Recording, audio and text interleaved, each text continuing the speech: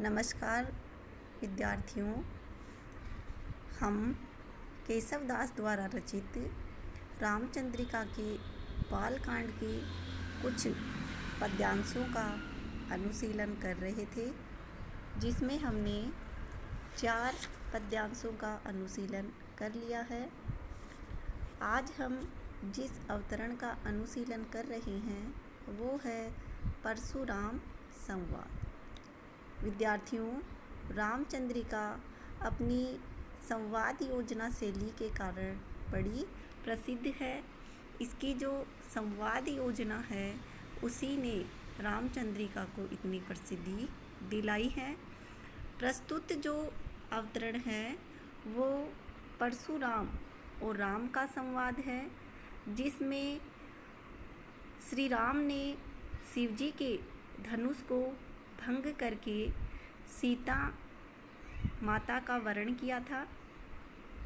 तब परशुराम को बड़ा क्रोध आता है और वो बहुत क्रोधित होकर राम से कहते हैं कि तुमने ये जो शिव जी के धनुष को तोड़ने का पाप किया है वो सही नहीं है।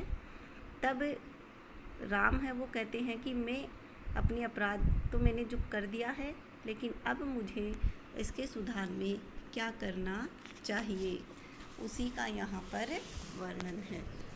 तो सबसे पहले देखें परशुराम है वो क्या कहते हैं।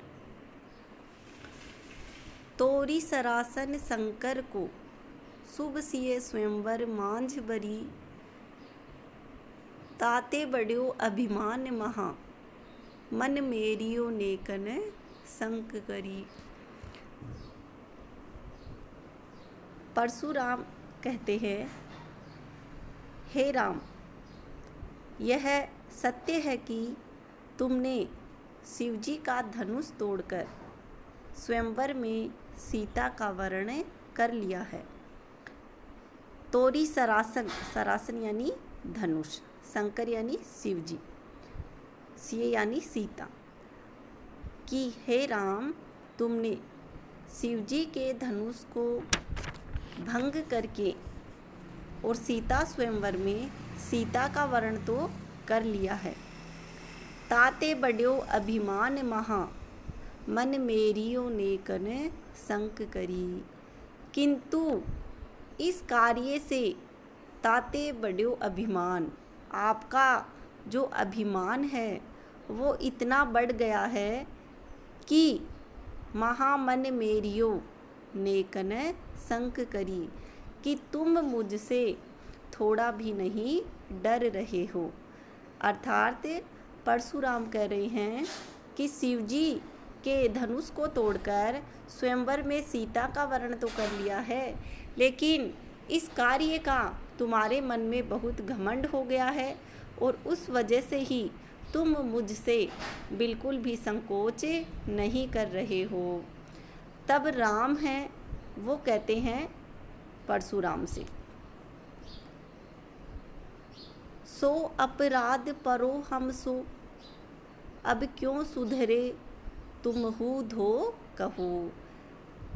कि शिव जी के धनुष भंग करने का अपराध मुझसे हो गया है। सो अपराध परो हम सो, कि अपराध तो मैंने कर दिया है और क्या किया है, शिव जी का धनुष भंग कर दिया है। अब क्यों सुधरे तुम हु धो कहो, लेकिन अब इस अपराध को किस विधि से सुधारा जा सकता है या इस पाप का किस विधि से प्रायश्चित किया जा सकता है, ये विधि तो आप ही मुझे बताइए कि मैं किस प्रकार से मुझसे जो अपराध हुआ है उसको सुधार सकता हूँ।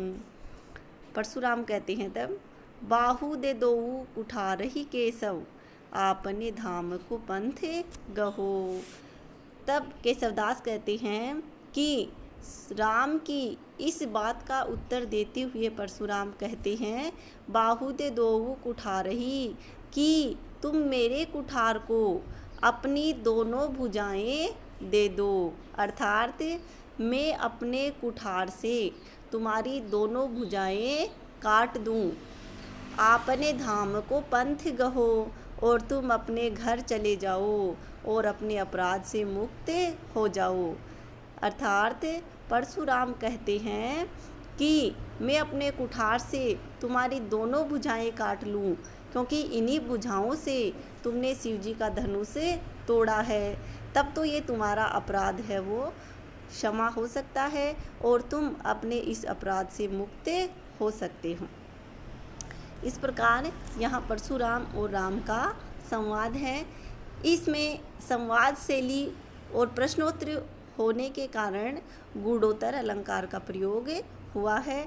और सवैया की दृष्टि से अगर हम देखें तो इसमें मदिरा सवैया छंद का प्रयोग हुआ है। इस प्रकार अब हम देखते हैं दूसरा पद्यांश। इसी क्रम में राम कह रहे हैं, टूटे टूटन हार तरु वायहु दीजत दोष, त्यो अब हर के धनुष को हम पर कीजत रोष। कि शिव धनुष के भंग होने की बात से परशुराम अत्यधिक क्रुद्ध हो जाते हैं और तब श्री राम उन्हें शांत करना चाहते हैं, तो वे परशुराम को समझाते हुए कह रहे हैं। क्या कह रहे हैं कि टूटे टूटन हार तरु वायु हुई दीजत दोष, कि जो टूटने योग्य पेड़ है या जो पेड़ टूटने योग्य हो जाता है वह टूट जाता है। वायु दीजत दोष, उसके लिए वायु पर दोष मढ़ना अथवा उस पर दोषारोपण करना व्यर्थ है। कहने का तात्पर्य ये है कि जो वस्तु टूटने योग्य हो गई वह तो टूट जाती है, उसका दोषारोपण हमें किसी और पर नहीं करना चाहिए। त्यों अब हर के धनुष को हम पर कीजत रोष। इसी प्रकार जो शिव जी का धनुष है वो टूट गया है, तो उसकी वजह से आपको मुझ पर क्रोध नहीं करना चाहिए। आप जो मुझ पर क्रोध कर रहे हैं वह उचित नहीं है। हम पर कीजत रोष काल गति जानी न जाए, होनहार हवे रहे मिटे मेटी न मिटाई। आगे राम कहते हैं कि आपको परिवर्तनशील समय की गति का विचार करना चाहिए।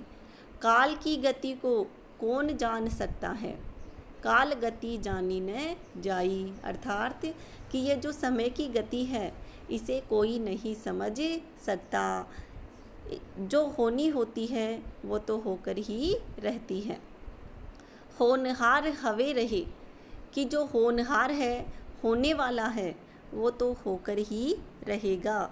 मिटे मेटी न मिटाई, अगर हम उसको मिटाना भी चाहें बदलना भी चाहें तो भी वह हमारे मिटाने से नहीं मिटती। अर्थात विधाता ने जो लिख दिया है, जो होने वाला है, जो भाग्य में लिखा है उसे किसी प्रकार से मिटाया नहीं जा सकता। होनहार हवे रहे मोह मद सबको छूटे, कि जो होनहार है होने वाला है वह तो होकर ही रहता है। इसके लिए हमें मोह और घमंड करना व्यर्थ है। अर्थात जो चीज़ नष्ट होने वाली है उसके प्रति हमें मोह नहीं करना चाहिए, और कोई चीज़ हमारी वजह से होती है तो हमें उसका घमंड भी नहीं करना चाहिए कि यह कार्य हमारी वजह से हुआ है। क्योंकि परिवर्तनशीलता है वो तो वस्तुओं का गुण होता है, और परिवर्तनशीलता के कारण वस्तुओं के प्रति हमारा लगाव स्वतः ही समाप्त हो जाता है, और यही इस जगत का सत्य है। आगे कहते हैं राम, होई तुनका वज्र वज्र तुनका हवे टूटे, कि इस जगत की यही रीति है, जो होनहार होता है वह होकर ही रहता है। होनहार बलवान होने पर अत्यधिक कृश या कमज़ोर जो तिनका है वो भी वज्र के समान कठोर और शक्ति संपन्न बन जाता है।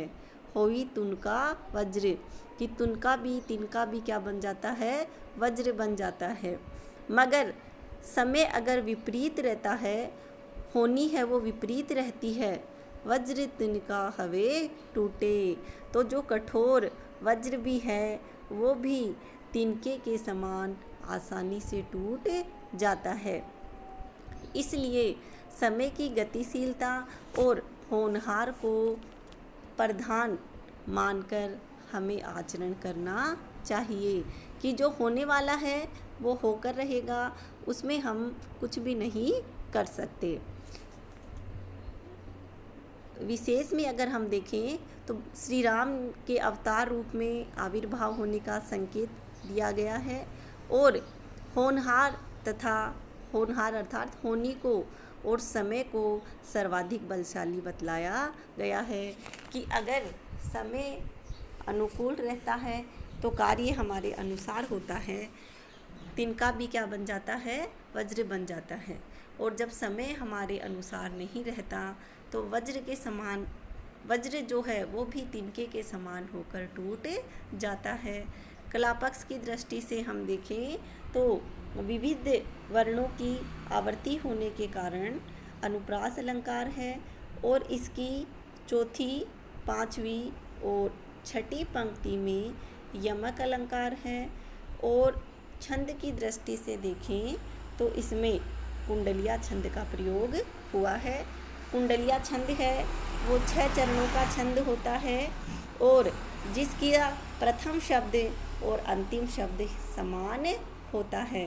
तो इसमें भी प्रथम शब्द है वो टूटे हैं और अंतिम शब्द भी टूटे हैं। इस प्रकार इसमें कुंडलिया छंद का प्रयोग हुआ है। और आज के इस वीडियो में इतना ही। धन्यवाद।